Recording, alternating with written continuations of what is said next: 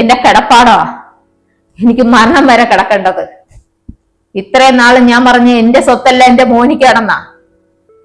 പക്ഷേ 91ാമത്തെ ദിവസം പോലീസ് വരും. വീട്ടിലൊരാളും അനക്കം കാണത്തില്ലല്ലോ.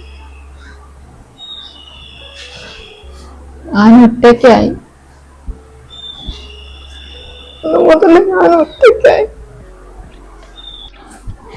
അമ്മ ഞങ്ങൾ ഇറങ്ങണേ. ഉമ്മാക്ക് എപ്പോഴും വരണമെന്ന് തോന്നിയാലും എന്നെ വിളിച്ചാൽ മതി, ഞാൻ കൊണ്ടുപോവാം.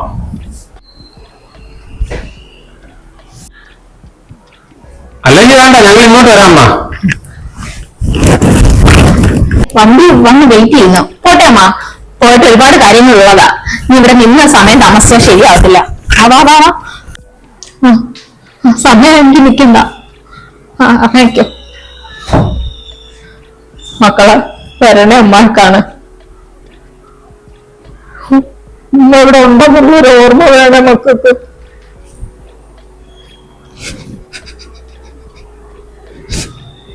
പോട്ടെ അമ്മ, ഞങ്ങൾ ഇടയ്ക്ക് വരാം അമ്മ. പോട്ടു. അസ്സലാമലൈക്കും.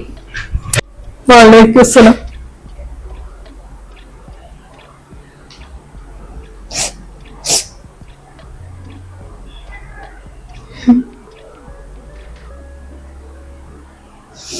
നിങ്ങൾ പറയത്തില്ലായിരുന്നു മക്കളൊന്നും കൂടെ കാണും.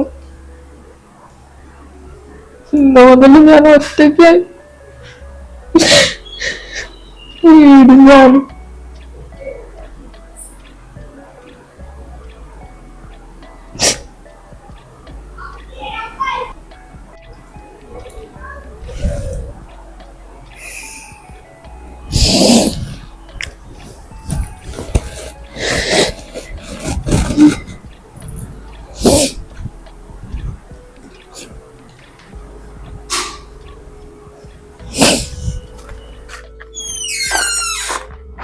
ആളില്ലേ?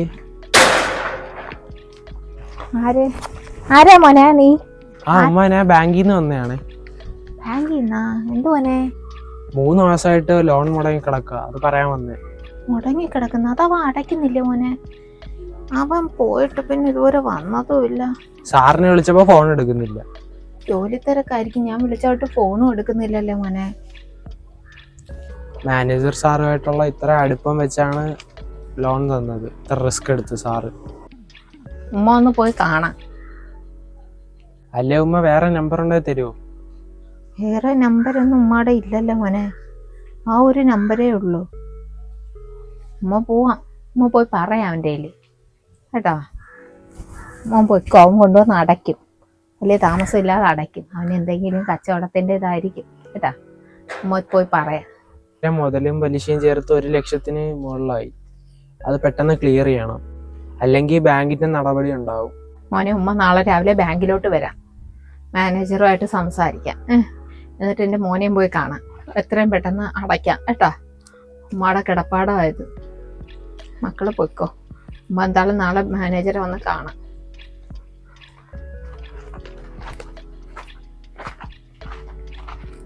അപ്പൊ എന്ത് ഇത്രയും നാളായിട്ട് അടയ്ക്കാഞ്ഞത്?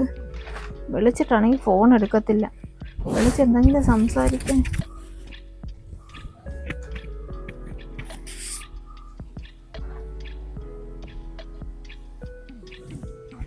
എന്തായാലും നാളെ ബാങ്കിലൊന്ന് പോയി നോക്കാം. എല്ലാ കാര്യവും ചോദിച്ച് മനസ്സിലാക്കണം. അല്ലാതെ വിട്ടാ പറ്റത്തില്ല.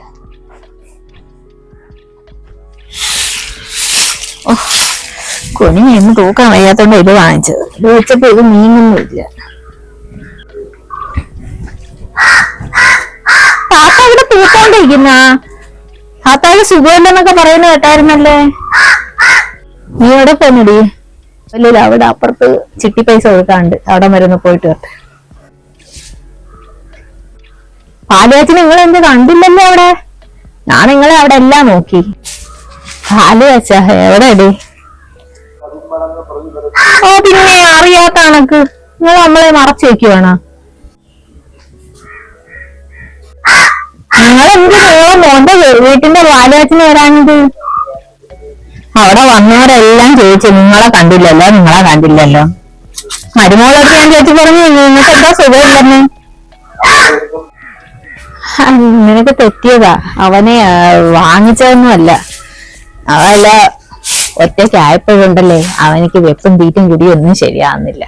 ഞാനാ പറഞ്ഞ പെണ്ണിനെയും കൊണ്ട് അവിടെ ഒരു വീട് വാടകയ്ക്ക് എടുത്തത്. ഇവിടെ ഉള്ളപ്പോ അവൻ എന്തിനു വേറെ വാങ്ങുന്നത്? അയ്യോടാ വാടകയ്ക്ക്.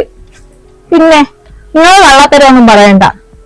എന്റെ മോന്റെ കൂട്ടുകാരനല്ലേ, 1 കോടി രൂപയ്ക്ക് അവൻ വാങ്ങിയ കാര്യമല്ല അവൻ പറഞ്ഞു.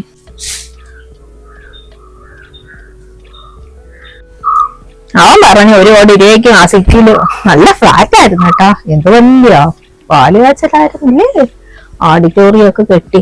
ഞാൻ വിചാരിച്ചു നിങ്ങൾ വന്ന് കാണും, അവിടെ എവിടെയെങ്കിലും കാണുമെന്ന്. ഞാൻ അങ്ങനെ ആ വീട്ടിനകത്തെല്ലാം 3 റൂമിലും കയറി നോക്കി. ഇത് നല്ല വലിയ വലിയ ബെഡ്റൂമുകളോ. എന്ത് ഭാഗ്യം വേണം അവിടെ താമസിക്കാൻ. ഞാൻ അങ്ങനെ അവിടെ എല്ലാം നോക്കിയിട്ട് നിങ്ങളെ കണ്ടില്ല. ഞാൻ അവിടെ അവന്റെ ചോദിച്ചപ്പോ പറഞ്ഞു നിങ്ങള് അങ്ങോട്ട് പോയി ഇങ്ങോട്ട് പോയി എന്നൊക്കെ അങ്ങ് പറഞ്ഞു.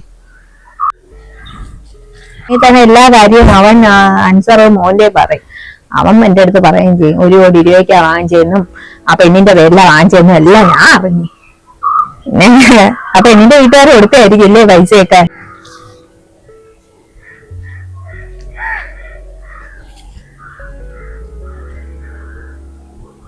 തിന്നാനും കുടിക്കാനും ഉണ്ടായിരുന്ന ഒരു പാലുകാച്ചായിരുന്നു. ഇതേതൊരു പാലുകാച്ചി ഞാൻ പോയിട്ടില്ല ഇതുവരെ. ഞാനൊന്നും അറിഞ്ഞില്ലല്ലോടി,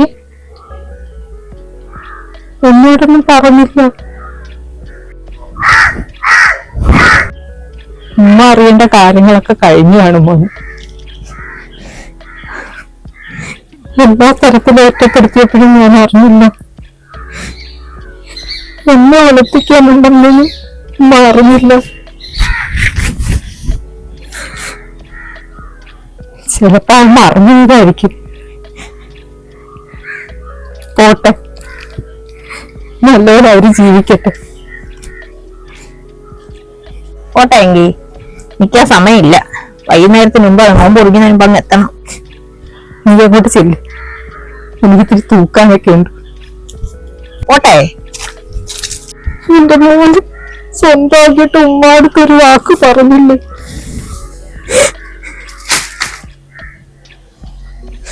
അവനെ പെറ്റി നടത്തിയ തള്ളയില്ലേ ഞാൻ? അവനക്കെതിരായിട്ട് ഞാൻ നിൽക്കാറുണ്ട്. എന്നിട്ട് അവൻ എന്നെ ഒളിച്ച. അവൻ ഒളിച്ചൊന്നും ആയിരിക്കത്തില്ല, ചിലപ്പോ ഇപ്പൊ തെറ്റിയതായിരിക്കും. എന്റെ മോന് മക്കളൊന്നും എന്നെ അടുത്തൊന്നും വിളിക്കത്തില്ല.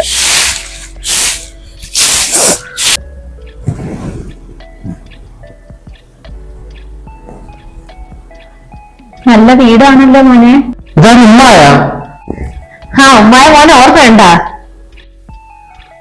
ഉമ്മ ഇങ്ങോട്ട് വന്നത്? ഇവിടെ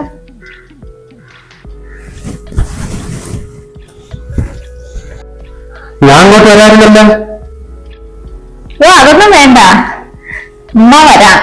ഉമ്മാക്ക് ഇങ്ങോട്ട് വരുന്നതിന് എന്താ പാട്? ഇവിടെ വരെ കയറുന്നതിന് ഒരു പാടുമില്ലല്ലോ. അതീ കയറി ഒന്ന് പിച്ചമർത്തിയാ മതിയല്ലേ. ഞാൻ ഇനി വന്ന് അതൊന്നും ഒരു കുഴപ്പമില്ല മോനെ. കൊള്ളാം, വാടകയ്ക്കാണെങ്കിലും നല്ലതാണല്ലോ. 1 2 3 റൂമൊക്കെ ഉണ്ടാ? കൊള്ളാം, നന്നായിരിക്കട്ടെ. നിങ്ങൾ ഈ വയ്യാത്ത കാര്യം വെച്ചോണ്ട് ഇങ്ങോട്ട് വന്നാൽ തന്നെ. ഉമ്മ പിന്നെ ഒരു കാര്യം പറയാനാ വന്നത്. മോന് ലോൺ വെച്ചില്ലായിരുന്നാ നമ്മുടെ ബാങ്കില്? അത് ലോൺ അതടച്ചമ്മ അടച്ചു പറഞ്ഞു. മോനെങ്ങാണ്ട് മാനേജറിന്റെ പ്രത്യേക ആളായതുകൊണ്ട് മോന് ലോൺ എമൗണ്ട് കൂട്ടി തന്നതാണെന്ന്. അതുമ്മാർക്ക് അത് പറഞ്ഞു. അവിടെ ക്യാഷറിൽ ഇരിക്കുന്ന ചെറുക്കൻ.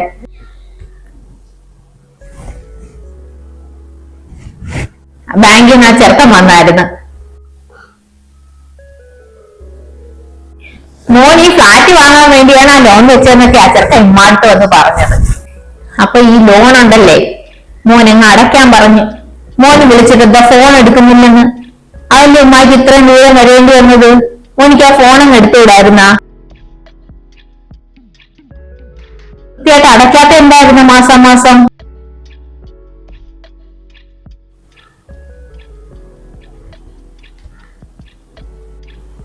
ദേ, ഞാൻ ഒരു കാര്യം പറയാനാ വന്നത്.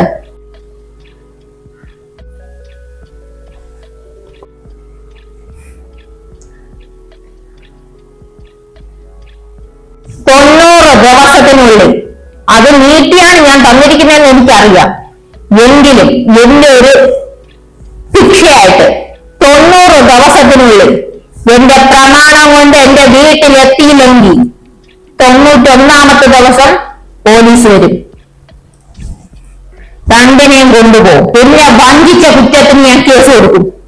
എന്നെ തെറ്റിദ്ധരിപ്പിച്ച് എന്റെ വസ്തു ലോൺ വെപ്പിച്ച് എന്റെ പൈസ അടിച്ചു മാറ്റിയെന്ന് പറഞ്ഞ് ഞാൻ കേസ് കൊടുക്കും.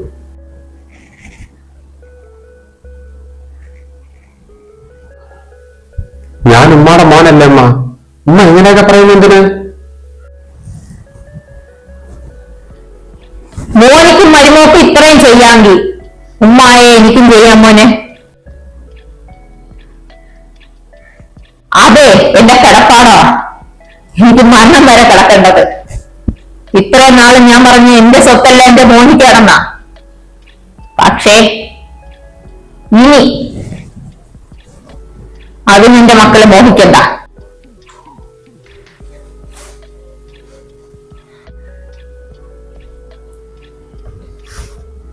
അതെന്ത് വേണമെന്ന് ഞാൻ തീരുമാനിക്കും.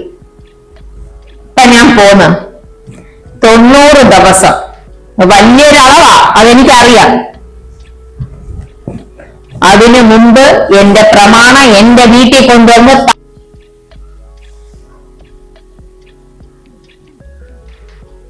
സ്നേഹം കൊണ്ട് അങ്ങോട്ട് വരണ്ട. ആ സ്വത്ത് എന്ത് ചെയ്യണം എന്ന് തീരുമാനിക്കുന്നത് ഞാനാ. അപ്പൊ 90 ദിവസം മറക്കണ്ട. കോട്ടെ മോനെ, മരുമോളെ.